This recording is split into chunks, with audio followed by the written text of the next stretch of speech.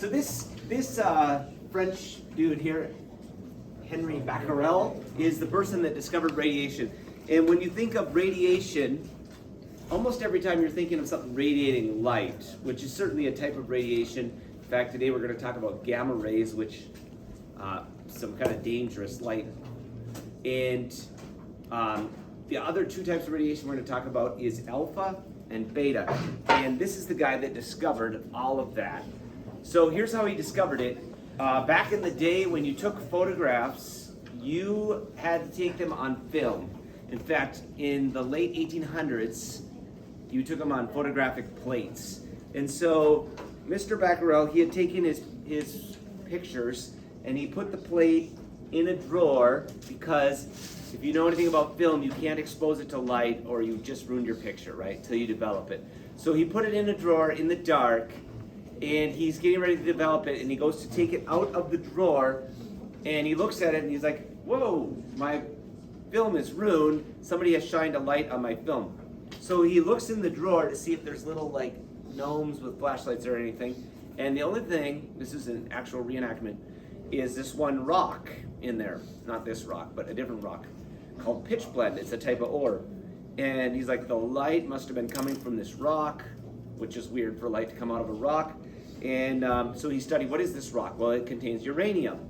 And so he realized uranium was sending out radiation.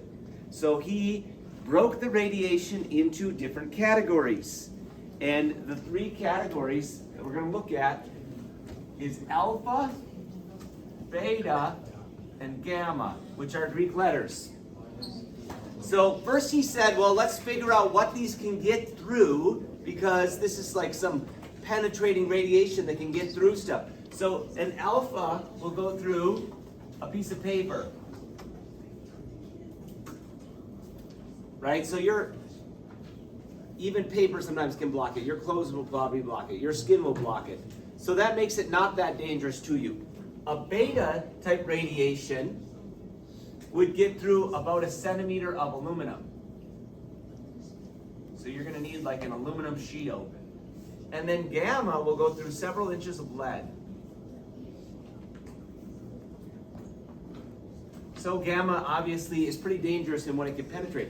All right, then he said, well, let's sort them by their charge. So these have a positive charge, actually a charge of positive 2. Right? These have a charge of negative. And these have a charge of neutral. So then they studied a little more and we figured out that what the alpha particle really is it's a helium nucleus. And we'll talk about why a helium nucleus would come flying out of uranium. That's kind of a weird thing to come flying out. A beta particle is an electron from the nucleus.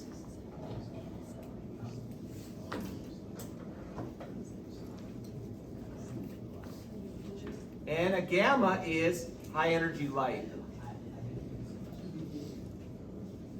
Hence, it's neutral. Okay, so a couple things. First of all, a helium nucleus is going to come flying out of the nucleus. So that is like this right here. It's got 2 protons and 2 neutrons. So the atomic number is 2, the mass is 4. There's no electrons. Why? Because it's a helium nucleus. No electrons. So it's just 2 protons and 2 neutrons. Right? In 1 second, I'll tell you why that is a likely thing to come flying out when a nucleus is unstable. The second one is kind of problematic because an electron has a mass of 0, but it's got a charge of -1.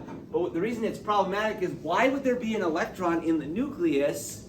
The nucleus has protons and neutrons. We just spent a whole week on that. Why would there be an electron in the nucleus? How can an electron come? This is nuclear physics. How can an electron come flying out of the nucleus?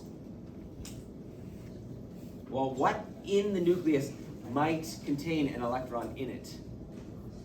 The neutron, right? And so if that happens, what is the neutron going to do? it will turn into, yeah, a proton. The neutron will turn into a proton. And in that process, the electron gets shot out. Remember that if you had a proton and an electron fused together, you would have a neutron, because it would be neutral. If the electron gets shot out, now the neutron turns into a proton. All right? So here, when we're talking about the alpha, we're going to say the mass goes down by 4, and the atomic number goes down by 2.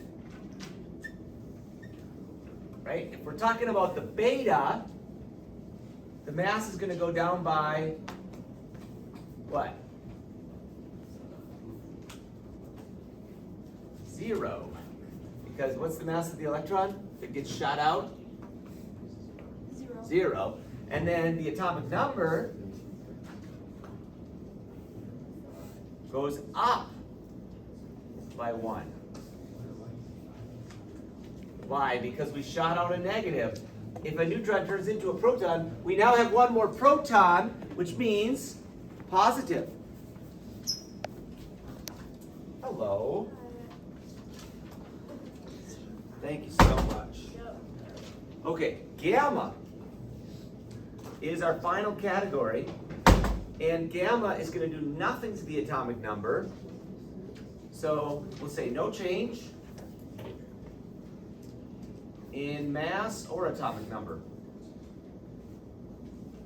That's the gamma. That's pretty easy. Okay, so what is happening with the gamma? Well, a lot of times when a nucleus is really unstable, it doesn't have the right number of neutrons, it's too big, something's wrong with it, so that the repulsion between the protons is just more than the strong nuclear force can handle. Chunks are going to come flying out, right? So maybe an alpha, maybe a beta, but somehow the nucleus might make some kind of transition, okay? When we talked about electrons, if electrons get excited, they always jump back down. Well, the nucleus can be in an excited state as well, and we call that an isomer. An isomer is an excited nucleus. And it won't stay there either. And so usually it's when the nucleus jumps down from being excited to not so excited that it gives off the gamma ray. So, for example, if I grabbed a good stack of these markers here, see if I can enact this for you. Okay, let's pretend like this is my nucleus right here, and this particle just got shot out, right? Well, you can see that I've got some big holes in my nucleus. If I clamp it down much tighter, everything is more tightly bound, and that energy can get shot out as like a gamma ray of light. We call it gamma rays when the nucleus makes a jump. So you could think of it like if, let's say this middle one gets shot out right here. If there's like a hole in my nucleus where things could be more tightly bound and it clamps down to more tightly bound, we just made a nuclear transition to a lower energy state, and that energy difference has to come out as light. Just like when an electron jumps from a high energy level to a low one, it gives off photons of light. The photons are called gamma rays if they come from the nucleus. The big jumps from the electrons are called X-rays. From the nucleus, they're always called gamma rays. So that's the specific term of light that comes from the nucleus. And that's where a lot of the energy comes from, is from these gamma rays. This is how you can heat water and make steam over Monticello. The uranium is splitting in half, and in the process it's giving off gamma rays, which are heating the water and making steam. So that's where the energy comes from. It actually comes from missing mass. So when the nucleus makes a transition, there's mass missing. And if you take that mass missing times the speed of light squared, you will get the energy that's given off in these jumps, right? So that energy could be given off as alphas, as betas, as gammas, and so we're going to talk about why this radioactive decay happens. Okay, so this is a picture. You don't have to write this down, but you'll probably see a picture like this, or a graph like this, of binding energy. So if you look at how tightly bound the nucleus is, as we start going up, we're getting more of the things that help us hold together, more protons and neutrons. We call those nucleons because they live in the nucleus. We're getting more and more of them. And so we're getting more of the strong nuclear force.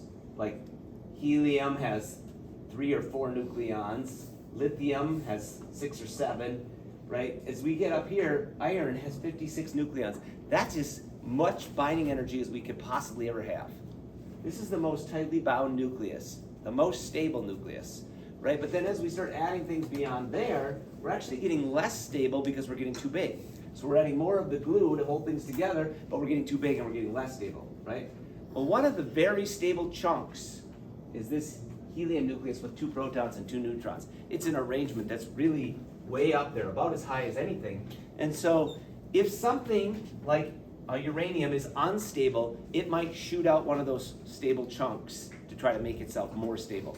And I kind of think of it like if you had a couple pieces of Legos that were like really well attached, you would have to use your teeth to get apart, right? Like if somebody karate chopped your Legos, this chunk might be one of the things that would come flying out that would be stuck together, right? So the alpha particle is like a really common thing to come flying out of a nucleus. In fact, you're all being hit by them right now. So in the smoke detector, there's americium. That's what number 95 is. It's not americium, it's americium, but it's named after our very own continent. So americium is a alpha emitter, and it's part of the way that it helps detect. If alpha particles are a type of ionizing radiation, it's part of the way that it detects if there's any smoke in the air. And so you're all being hit by those alpha particles right now from the smoke detector, but again, your skin will block those things. If you were to eat food with the alpha particles, that would radioactively poison you, because alpha particles are ionizing radiation, and that would be very dangerous. But they don't get in your body from like the background radiation very much. I'm gonna do a couple alpha decays for you so you can see what's going on. So americium 241 is the first one I'll show you. It's number 95, and it's got a mass of 241 because it's got like 139 neutrons or something? No, 149 neutrons. So when americium decays, it gives off an alpha particle. We're just going to write the helium nucleus. Okay, well, when we do radioactive decay, we don't destroy any protons or neutrons. You could turn a neutron into a proton and an electron, but we don't destroy any of them. So when we keep track of our mass numbers, we keep track of our atomic numbers, they should all add up before and after the reaction. So that means that we need 237 nucleons left, and we need 93 specifically protons left for this to add up. For my atomic numbers to add up, 2 plus 93 will add to 95, 4 plus 237 will add to 241. So now all we got to do is look at our periodic table and try to figure out who this is. So if you want to swing over there, it's NP, which is number 93. Is that like Neptunium or something? Look in your assignment book. Let's see if we can get the name of number 93. It's dropped by 4 in the mass, but we go down by 2 in the charge. We do that every time we do an alpha decay. One of the most common alpha decays is uranium number 92 with a mass of 238. That's the most common isotope of uranium. It's radioactive and gives off alpha particles. Did anyone look how to pronounce it in your assignment book? Do you know where the periodic table is in there? Check it out, see if it's Neptunium. I don't even know what that element is. Is it? No one looks. 93. Yes, it is. Is that right? Okay. What if we give off a helium nucleus from uranium? That's going to make, everybody tell me the mass. What's 238 minus 4? 234. Great subtraction. And what's 92 minus 2? 90. So what is number 90? It's TH, which is thorium. Thorium is actually in lantern mantles. So if you have a Coleman lantern for camping and you've lit those little white bags that make it glow, those contain thorium because it's a radioactive element that helps that thing glow so bright. So we have alpha emitters that are all around us. You probably didn't even know about them. But whenever you do an alpha decay, really easy, just take 4 and 2A because that's the chunk that came flying out. All right, so what do we do for a beta decay? I wrote down 3 common beta emitters up here. We've already talked about carbon-14 before. That's a beta emitter. But if you do beta decay, all we have to do is bring the atomic number up by 1 and don't touch the mass. So like, let's say arsenic, it's got a mass of 77. You see arsenic there? It's in under the nitrogen. You go down a couple, number 33. If we send out a beta particle, which you can write it like an electron, or you can just do it like that. It has a charge of -1, mass of 0. So that means that this needs to go up by 1, because what's 34 and -1? 33, it works out, right? And what plus 0 will give you 77? 77 plus 0 will give you 77. So this is number 34. Is that like selenium? Se? It's right next door, right? We just bump 1 up. Okay, how about bromine? What if bromine does a beta decay? Well, bromine, way over on the right, it's number 35. It's simply going to go up to number 36. No change in the mass. It's still mass number 83, but it's going to go up to 36. Okay, and 36 is krypton. Okay, so these are all called transmutation. And this is what unstable isotopes do. An unstable or radioactive isotope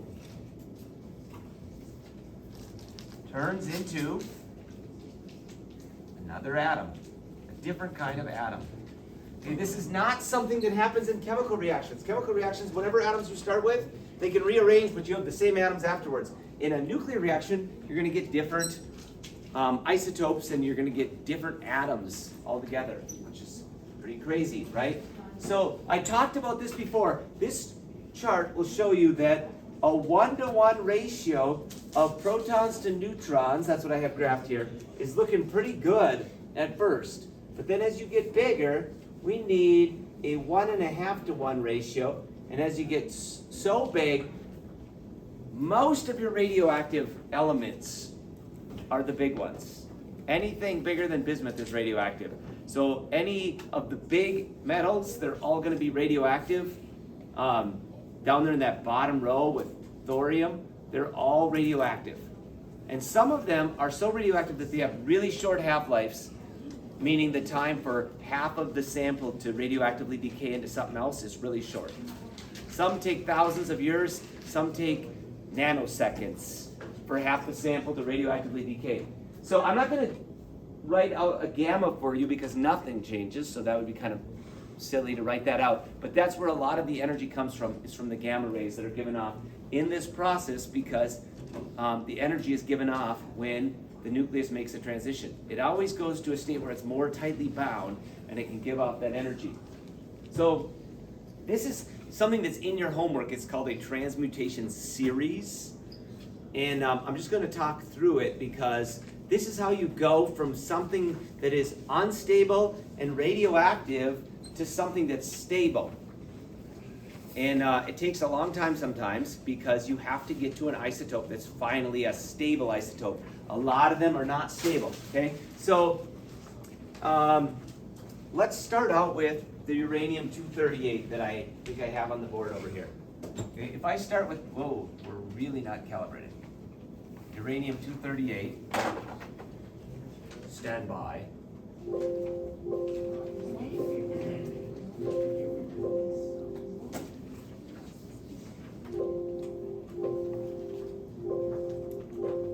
this will help the views on this video. Something really satisfying about this. Okay, so uranium-238, number 92. We've already said if it does an alpha, it will turn into thorium-234, number 90. Okay, see right here. Drop 4, drop 2. Pretty soon you'll be able to do this in your sleep. Every time you see a beta, don't change the mass. Just go up by 1. So now we're talking number 91. Right? That's protactinium. Okay, another beta. Should we change the mass, everyone? I have 234.91. Should I change the mass? No, just go up by 1. So 234.92. We're back to uranium. A different isotope of uranium. Now, we shall do an alpha. Some people will say, well, how do you know whether it's going to do a beta or an alpha? Well, that's not up to me to figure out, right? Scientists have already measured what these isotopes do. Remember how alphas will get blocked by a piece of paper and they'll have a positive charge? So it's really easy for them to tell, hey, that's an alpha coming out. That's a beta coming out. In fact, if you take physics, what I'll do is I'll get some dry ice and I'll make a cloud of isopropyl alcohol. And then I'll take some like lantern mantles and we'll be able to see the alpha particles. It's called a cloud chamber. We'll see them go zooming through there. You can actually see like the trail, like a jet stream they leave as the particles zoom through. And then if we take something positive, you can see that they repel from it. So it's easy for them to tell what's going on. So this one we know does an alpha. So we drop 4. The alphas are harder because you got to subtract from both. You drop 4 and you drop 2. Right? So now we're down to a different thorium, which does an alpha this time. So we're going to drop 4 and 2. So 226 and 88. This is radium. We're going to do another alpha. So now we're at 222 and 86, which is a special element. Does anyone know why this one's special compared to anything else we've mentioned? It's radon, but what's different about radon compared to thorium and protactinium and uranium? What's different about radon? It's red. That means it's a gas. So like literally, if this was your uranium sitting underneath your basement, it's just sitting there turning from one metal into another, until the day it turns into radon, and now it's in your basement because it's a gas, giving you radiation poison. So now you got to get it out of there, right? Radon's an alpha emitter, which is going to drop it down to 84 and 218. I think it's polonium, which is a beta. So we're going to go up 1. So leave it at 218, 85. This is fun. That's astatine. Guess what astatine does? A beta, which puts us back to radon. Radon with a mass of 218. We're almost done. Radon does an alpha. Back to polonium, right? 214, 84. That does an alpha, which is going to give us lead for the first time, but a radioactive lead, lead-210, which is a beta emitter, which puts us at bismuth-210, which does a beta, which is going to put us at polonium-210, which does an alpha, which is going to put us at lead-206, okay? Lead-206 is stable. Okay, so what I want you to realize about lead-206 is that no matter what happens, you could have chemical reactions, you could have explosions, you could have fire, you could have anything happen in the world, that lead-206 atom will still be there because that is a stable nucleus. It might get rearranged and combine with other elements, but it will not transmutate into something else because this is stable. Right, so this, whoa, we're done. I guess we're done. The uranium was turning into something stable. It took a lot of transmutations to do it. That's called the transmutation series. The time it takes for half of a sample to turn into something stable is called the half-life. And we don't know when any particular isotope is going to do it, but we know how long on average it takes for half of them to do it. So we call that the half-life. All right, so that's everything plus a little more that you ever wanted to know about radioactive decay, the three main types, alpha, beta, gamma, and what they make. And now you get to do 2 worksheets using that.